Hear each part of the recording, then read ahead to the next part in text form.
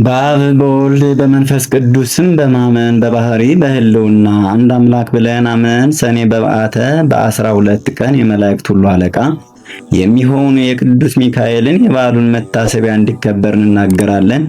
ልመናው አማላጅነቱ ከሁላችን ጋር ይሁን ለዘላለሙ አሜን።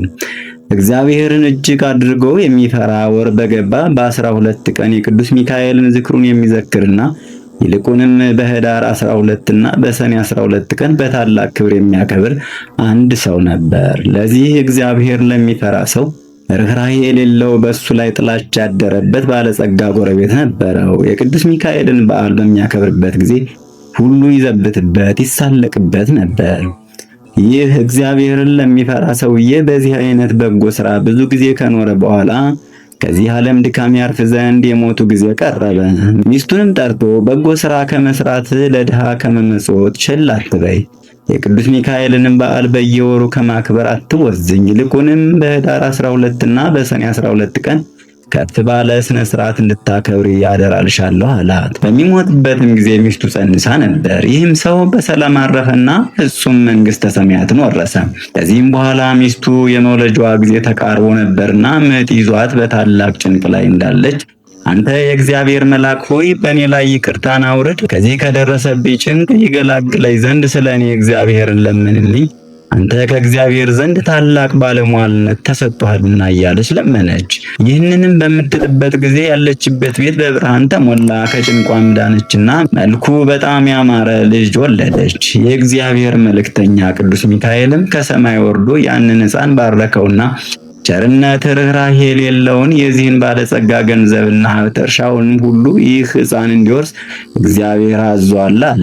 ያን ጊዜ ያ ባለጸጋ በሴትዮዋ ቤት መስኮት አጠገብ ሆኖ ሁኔታውን ሁሉ ይመለከት ነበርና ይህን ነገር በሰማ ጊዜ ልቡ በታላቅ ሐዘን ተነካ። ሕፃኑንም የሚገድልበትን ምክንያት ይፈልግ ጀመር።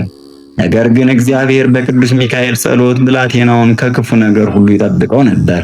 ብላቴናውም 10 ዓመት በሆነው ጊዜ እናቱ በጣም ችግር ጸናባት። በዚህም ጊዜ እምነት የጎደለው ያ ባለጸጋ አንቺ ችግረኛ ስለሆንሽ ይላከኝ ዘንድ ያገለግለኝ ዘንድ ልጅሽን ስጭኝና ምግቡንና ልብሱን ምንም ሳላጎድል ተንከባክቤ ያኖረዋለሁ፣ ለአንቺም 20 ወቂት ወርቅ እሰጥሻለሁ አላት። ይህንንም ባላት ጊዜ ስለ ችግሯ በጣም በመደሰት ልጇን ሰጠችውና 20 ወቂት ወርቅ ተቀበለች። ብላቴናውንም በወሰደ ጊዜ እንግዲህ ሐሳቤ ሁሉ ዛሬ ተፈጸመልኝ እያለ በጣም ደስታ ተሰማው። ከዚህ በኋላ በልጁ ቁመት ልክ ሳጥን አሰርቶ ሕፃኑን በሳጥን ውስጥ ከቶ በላዩ ላይ ቆለፈበትና ሳጥኑን ወስዶ ከባህር ጨመረው። እንዲህም የሳጥኑን ቁልፍ መክፈቻ አብሮ ወረወረው። ነገር ግን በእግዚአብሔር ፈቃድ ያ ሳጥን ሳይሰጥም በባህሩ ላይ እየተንሳፈፈ ከዛች አገር ርቃ ወደምትገኝ የባህር ወደብ ደረሰ። በባህሩ አካባቢ በጎቹን አሰማርቶ የሚጠብቅ አንድ ሰው ነበርና ያ ሳጥን ባየው ጊዜ ከባህሩ አወጣና ወደ ቤቱ ወሰደው።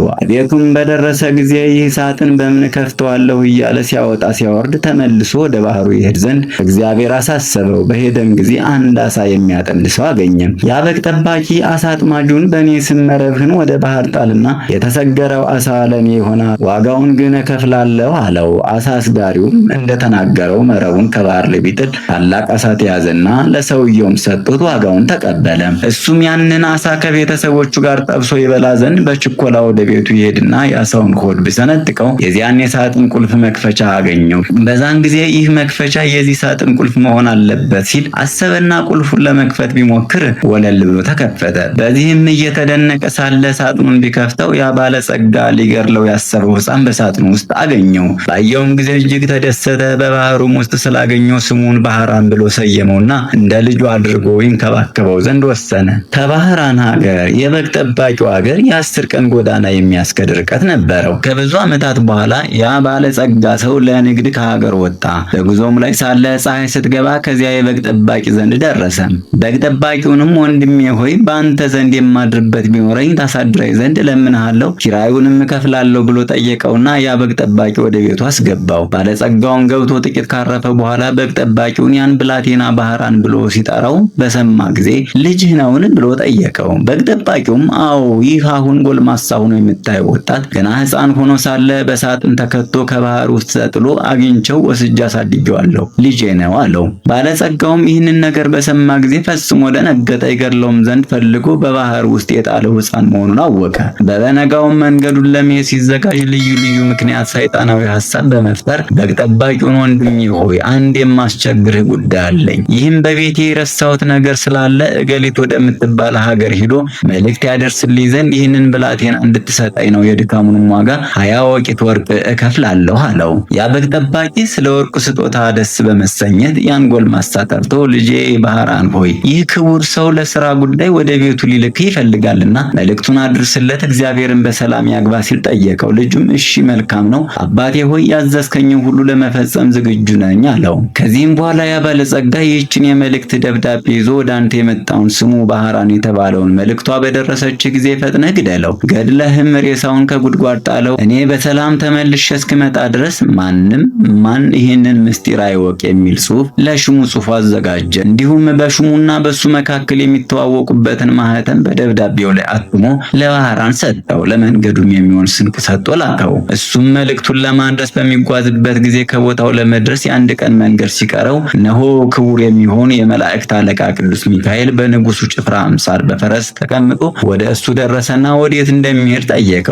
ባህራንም ከአንድ ባለጸጋ ሰው የተጻፈ ደብዳቤ ይዤ እሱን ለማድረስ እገሊት ወደምትባል ሀገር እሄዳለሁ አለው። ንዑድ ክቡር የሚሆን ቅዱስ ሚካኤልም እስኪ የመልእክቱን ደብዳቤ ያሳየኝ ባለው ጊዜ ከግርማው የተነሳ ፈርቶ ሰጠው። መልአኩም ደብዳቤው ላይ የተጻፈውን መልእክተ ሞት ደምስሶ ከኔ ከባለጸጋው እገሌ የተጻፈ ይልና ይህንን መልእክት ይዞ ለመጣው እገሊት የምትባለዋን ልጁን አጋቡት ወይንም ዳሩለት፣ በዱር የተሰማራውን ከብቴን፣ በቤት ያለውን ሀብቴን፣ በጠቅላላው የሚንቀሳቀስና የማይንቀሳቀስ ንብረቴን በሙሉ አወርሸዋለሁና እኔ እስክመጣ ድረስ አትጠብቁ፣ በሄድኩበት ሀገር የምቆይበት ጉዳይ አለኝና በቤቴና በንብረቴ ላይ ሙሉ ስልጣን ሰጥቼዋለሁ፣ የወደደውን ያደርግ ዘንድ አትከልክሉት። ስለዚህ በእኔና በእናንተ መካከል የምንተዋወቅባትን ምልክት አድርጊያታለሁ የሚል ጽሑፍ ጽፎ ሰጠውና እንግዲህ ወደ ባለጸጋው ቤት ሂድና ይህንን መልእክት አድርስ፣ ነገሩ እንዳይገለጽብህ ከኔ ጋር መገናኘታችንና የመልእክቱን ጽሑፍ እንደለወጥኩልህ ለማንም አትንገር ሲል አስጠነቀቀው። ባህራንም እሺ